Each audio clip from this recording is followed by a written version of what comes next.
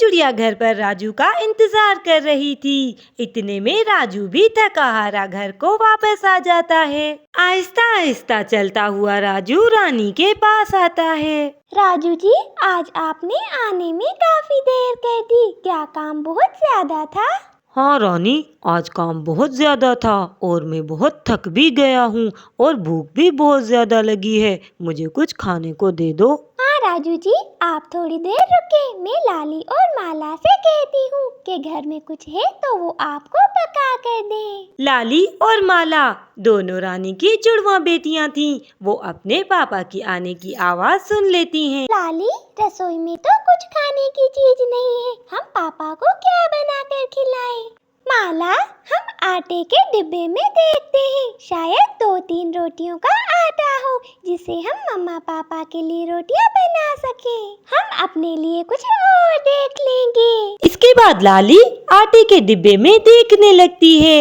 माला, इसमें थोड़ी रोटियों का आटा पड़ा हुआ है, हम दोनों जल्दी से मम्मा पापा के लिए रोटियां बना देते हैं, पापा को बहुत भूख लगी होगी। लाली और माला उस थोड़े से आटे की रोटियां बनाने लगती हैं। उस थोड़े से आटे से केवल 2 ही रोटियां बनती हैं, जिसे वो अपने मम्मा पापा को खिला देती हैं। राजू चुड़ा दिन भर मेहनत मजदूरी करके अपना और अपने परिवार का पेट पाला करता था, मगर दिन भर की इस मेहनत मजदूरी से भी उसके परिवार का गुजारा बड़ा ही मुश्किल से होता था। इसीलिए राजू की दोनों बेटियां अपने पिता के लिए हमेशा परेशान रहती थीं। इसीलिए वो दोनों भी बहुत मेहनत किया करती थी। वो दोनों बहुत दूर जाकर जंगल से लकड़ियां लाया करती थी। माला थोड़ी सी रोटियां बनाकर अपने माता पिता के सामने रखती है। माफ करना पापा, घर में और कुछ था ही नहीं, बस ये थोड़ा सा आटा पड़ा था जिसमें से मैंने कुछ रोटियां बना दी हैं। आप इसी से ही गुजारा कर लें। अपनी बेटी की बात सुनकर राजू उनसे कहता है,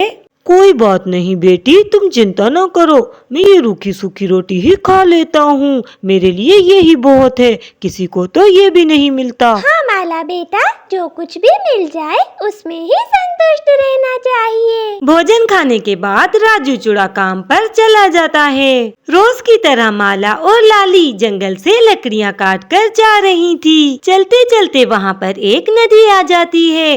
क्योंकि वो दोनों बहुत थक चुकी थी, इसीलिए कुछ देर आराम करने के लिए वो दोनों वहाँ पर रुक जाती हैं।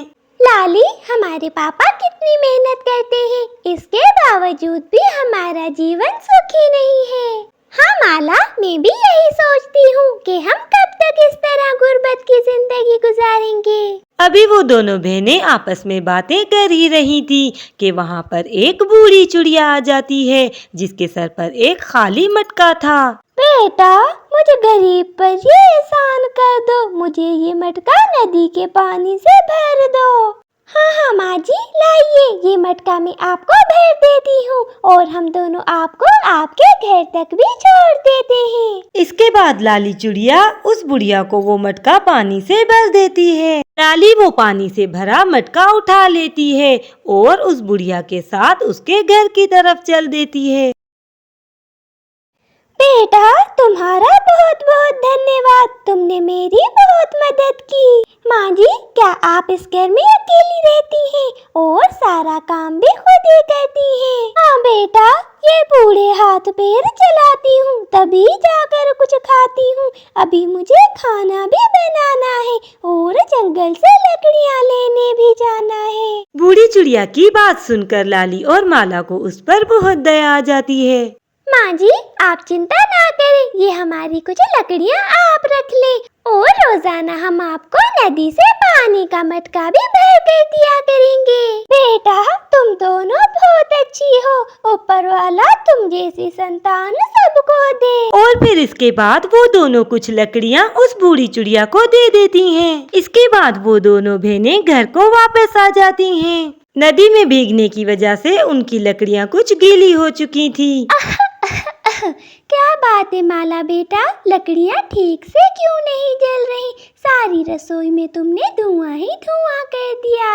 वो माँ, नदी पर हमें एक बूढ़ी चिड़िया मिली थी, हम दोनों ने उसे पानी भर कर दिया, शायद उसी समय मेरी लकड़ियाँ कुछ गीली हो गई, इसीलिए धुआं कर रही हैं। जैसे कैसे आखिरकार वो दोनों बहनें खाना बना ही लेती हैं, मगर खाना खाते समय लाली को वो बूढ़ी चिड़िया याद आ जाती है। क्या बात है लाली बेटा, तुम खाना क्यों नहीं खा रही? वो क्या ही ना कि पापा, वो बूढ़ी माँ जी बिल्कुल ज़ईफ है, वो खुद के लिए खाना भी नहीं बना सकती, इसीलिए हम सोच रहे हैं कि क्यों ना हम रोज उन्हें एक रोटी दे दिया करें। देखो बेटा, तुम्हारे पापा बहुत थोड़ा कमाते हैं, जिसमें हमारा गुजारा ही बहुत मुश्किल से होता है, मगर फिर भी अगर तुम्हारा दिल कर रहा है तो तुम एक रोटी उन माँ जी के लिए ले जा सकती हो। इसके बाद वो दोनों बहनें पानी से भरा हुआ मटका और एक रोटी लेकर उस बूढ़ी चिड़िया के घर पहुंच जाती हैं। वो बूढ़ी चिड़िया उन दोनों को देखकर बहुत खुश होती है और उन्हें धन्यवाद कहती है।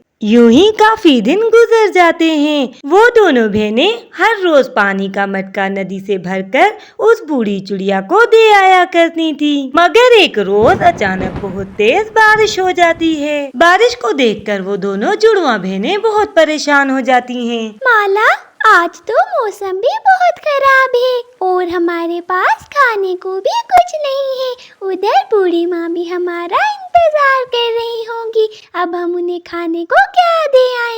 हाँ लाली, तुम ठीक कह रही हो, मगर हम उन्हें चलकर बताते हैं कि आज वो अपना बंदोबस्त कहीं से कर लें।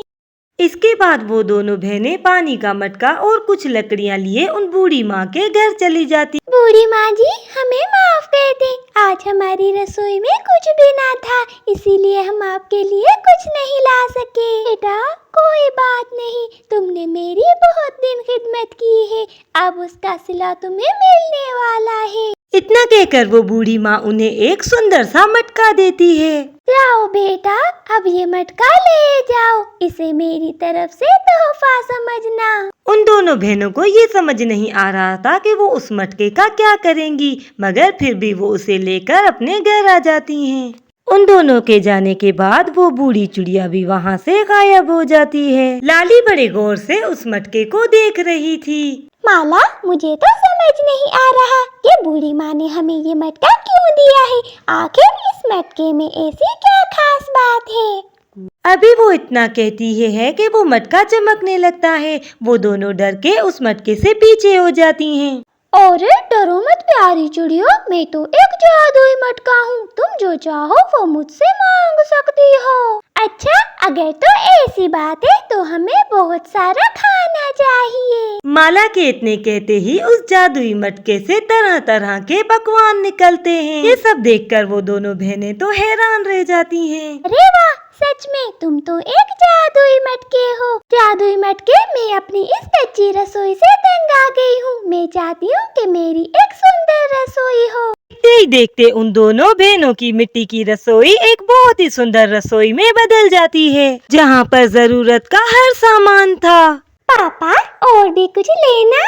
नहीं बेटा, आज हम गरीबों की तो दावत हो गई है, मैंने बहुत कुछ खा लिया है। राजू जी, ये सब हमारी बेटियों ने उस बूढ़ी चिड़िया के साथ नेकी की, ये सब उसके कारण हुआ है। हमारी बेटियां बहुत भाग्यशाली हैं। हाँ रोनी, तुम बिल्कुल ठीक कह रही हो, बेटियां भी बेटों से कम नहीं होती। इसके बाद वो सारा परिवार हंसी खुशी अपना जीवन गुजारने लगा।